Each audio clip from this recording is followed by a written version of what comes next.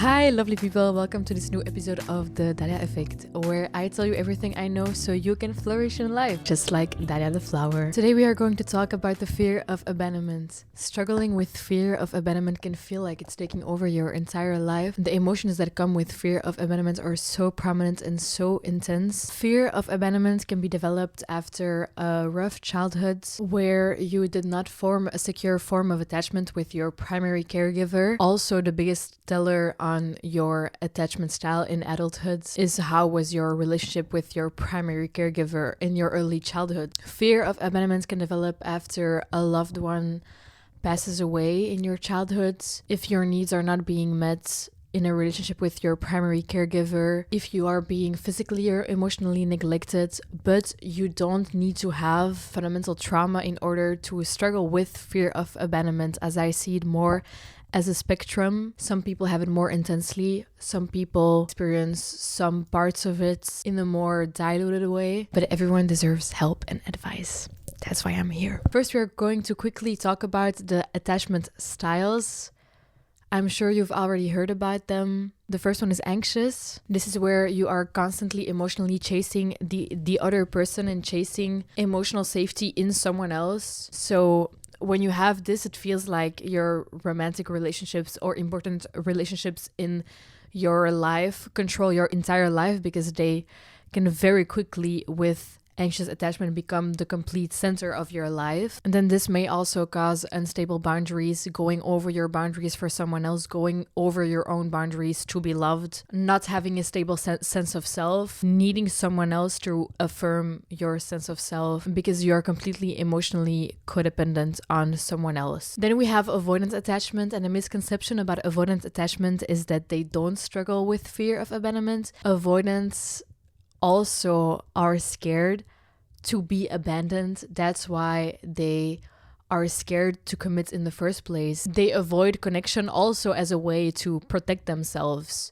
It is also a coping mechanism out of fear. Avoidance might leave when it becomes too emotionally intense. They might experience fear and anxiety when it comes to relationships. They might have difficulties building stable emotional connections that they don't sabotage in the long run, because building an emotional connection feels very threatening to them. Then we also have disorganized attachment, which is a bit of a mix of both. The people that like to push and pull in relationships are most likely the people that have aspects of disorganized attachment. For example, when there's an argument, they might push the person away, tell them that they never want to see them again, but once they see them actually leave, then they pull them back in. And then there's secure attachment, where you have a healthy connection, where you still have a stable sense of self even in romantic relationships, and you feel emotionally safe. You can regulate your own emotions in relationships, state stable boundaries, and feel overall emotionally secure and confidence. And the good part is you can work towards a more healthy form of attachment. Even if you heal, you might always lean more towards the attachment style that you had developed. I know that I will always be a little bit of a more anxious person when it comes towards love and relationships, but my actions are not ruled by my fears anymore. And my anxiety also doesn't take over my life and my relationships anymore. Because everyone deserves love, and love is a big part of the human experience. I love love, and I have loved love since forever. And fear of abandonment is holding you back from true connection, because everything you do out of fear will increase fear in the long term. Giving into fear is only a short-term solution, and constantly giving into actions out of your fear of abandonment will keep your fear of abandonment in place. Because the truth is, people with fear of abandonment experience the fear long before they are being abandoned. They will probably already experience it on a first date with someone before even being into a relationship. Obviously, it's normal to a degree to have some stress and to be like, oh, hopefully they will like me, hopefully we get along. But people with fear of abandonment have so much anxiety about losing control that even in early contexts that should be fun, they already experience anxiety and fear. And it burdens them to experience the present moment and actually form stable connections. Because fear of abandonment creates distance and not closeness. which is painful because when you have a fear of abandonment, all you want is to feel emotionally close to someone and have a deep relationship. The things you do out of fear will keep your fear in place. And I will take something small as an example. Somebody texting you. They haven't responded for 10 minutes. You have a fear of abandonment.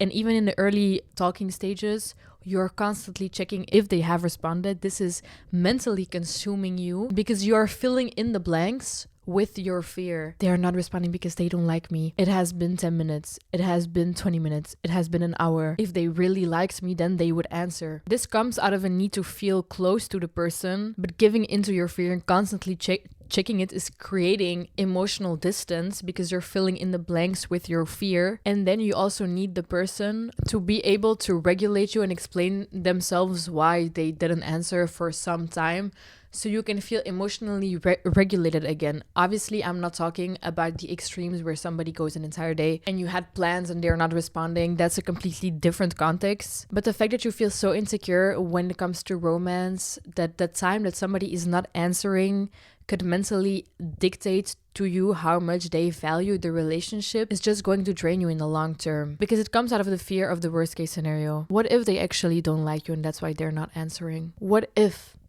they will actually end up ghosting you? Then it will hurt. You might be disappointed. You might not understand why, but at the end of the day, you can get over it because you have done it so many times before. And you cannot lie to me right now and tell me that you have never been ghosted or never have been disappointed in a romantic context. You have.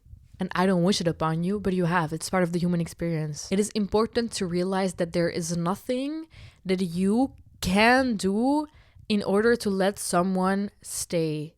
If somebody wants to leave, let them leave. If somebody doesn't see the potential in you, that doesn't take away your potential and your great qualities. The therapy that I really recommend when it comes to fear of abandonment and anything regarding heavy emotions in relationships is dialectical behavioral therapy, also known as DBT therapy or cognitive behavioral therapy. They have helped me a lot. And in those therapies, you learn thoughts, feeling, behavior, and consequence. So something happens. For example, they're not answering. Your thought is, why are they not answering? They must not like me. Then your feeling is, oh no, I feel scared. Your behavior might be calling 20 times because they're not answering. The consequence is they are completely shocked by your behavior because your emotion was so intense, but your emotion didn't correlate with the actual situation, because it is very normal that somebody sometimes doesn't reply. So the consequence is more distance with the person, while all you wanted all along was closeness. Obviously, change doesn't happen overnight. And if there was like a secret potion that I could make you right now that would fix everything and make you feel so great and never let you experience anxiety again, then I would give it to you. But fear of abandonment and anxiety in relationships, it comes from a lot of patterns that you have built over time, especially things that you developed as a child. Back then, you needed that. Your body developed a coping mechanism to protect you in a context that didn't feel safe in order to give you some form of security. But in adulthood now, this is not serving you anymore. So it is very important to be aware of the patterns, break them down, and create new habits. And this takes a lot of time. So something happens. You have a thought that comes paired with a feeling. The most important part is, first of all, when you start feeling the feeling, take a step back and think, is my emotion right now even correlating with the situation? Because if your emotions are much higher than what is actually happening, which is often the case when you have fear of abandonment, then the consequence to your actions will not be the consequence that you wished, and will even push you further away from what you want, which is emotional closeness in relationships. That's why it's really important, especially in romantic relationships, to know how to communicate, and to communicate from your needs and not from what the other person is doing, and not trying to blame the other person. For example, they didn't answer all day. At the end of the day, you end up having a phone call. And then you can say, I have the need to keep in touch with you even in a busy work week. And I have noticed that with you not answering all day, I started to feel a bit anxious because my brain was telling me that you might have been avoiding me. Reacting like this, instead of getting mad, will get you way closer to your goal of closeness than to call them and start yelling with a high emotion that isn't correlating to the actual situation. But this is good in the short term. In the long term, you should be able to tell yourself, okay, they didn't answer all day. Even if my brain is telling me that they don't like me anymore, there's no reason to think this. So I'm just going to go on with my day. It is also important to learn how to emotionally regulate yourself in moments of anxiety, because only relying on your partner to regulate your emotional anxiety will be a burden in the long term on your sense of self and your sense of confidence, but also on the relationship. People who experience fear of abandonment can sometimes be people that always feel the need to be in a relationship or have romance in their life or attach themselves to someone else because they feel fundamentally insecure in life because of how they experience childhood, and then they lose themselves in relationships. And I'm saying this because I have been there too, guys. I used to struggle so much with fear of abandonment, and my attachment style, it used to take over almost my entire life. I used to always have the need to be in a relationship, put all my boundaries and my self-worth aside. And now I have been single for a year and a half because even though I love love and I love romance, my boundaries are not being diluted anymore in order to fit into somebody else's perception of me. It's better to be single than to be in a relationship that doesn't fulfill your soul. Romantic love is not the only purpose of life. It is a big part of the human experience, but so are friendships, so are so many other experiences, so is your own life, so are your hobbies. You have to build a life that you actually want to live and stop waiting for someone to sweep you off your feet and fix your life, because that is your responsibility. Your life is your responsibility, and it doesn't matter how much someone loves you or how great your relationship might be. Your life is your responsibility, and you cannot put the entire responsibility of your happiness on somebody else.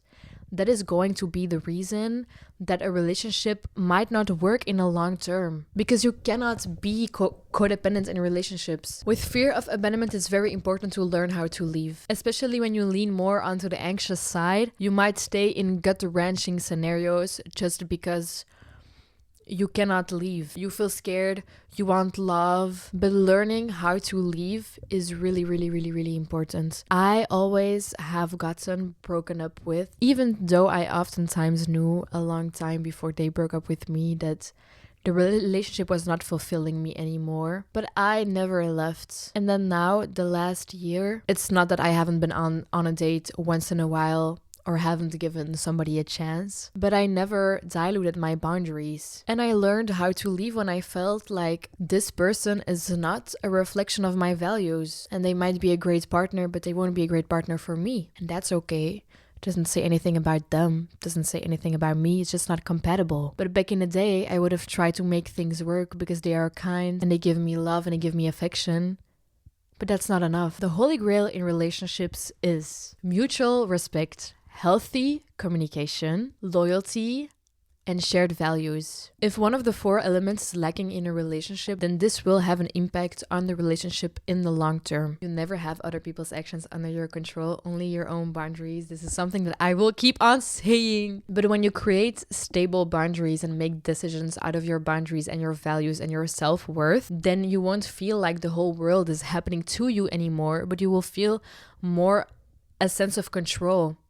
Because even though you cannot control your external world, you can control how much you tolerate, and what you tolerate will keep on happening. You have to put your self-respect above your emotions, and a healthy relationship that is meant for you will never consist of the need for you to put your values and your self-respect aside in order to love someone or be loved. Your self-respect might say, I am a great, amazing person and I deserve to be treated with loyalty, kindness, tenderness, and great communication.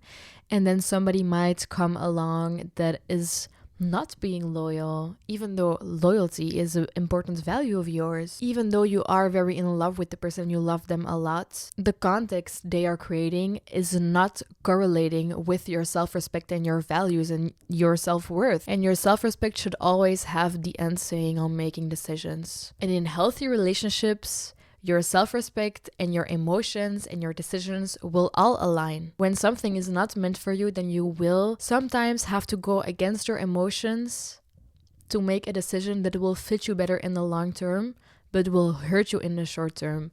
But short-term pain is long-term happiness. Extreme jealousy in relationships also comes from a fear of abandonment. It is not normal to feel the need to check your partner's location 24/7, to go through their following every day, to force them to unfollow certain people. And giving into this fear will only increase the fear. When you have an argument with someone and they end up unfollowing someone, you might feel good for 2 days. After you search for the next best thing or the next problem, and then the cycle starts all over again because the fear just keeps on increasing in the long term.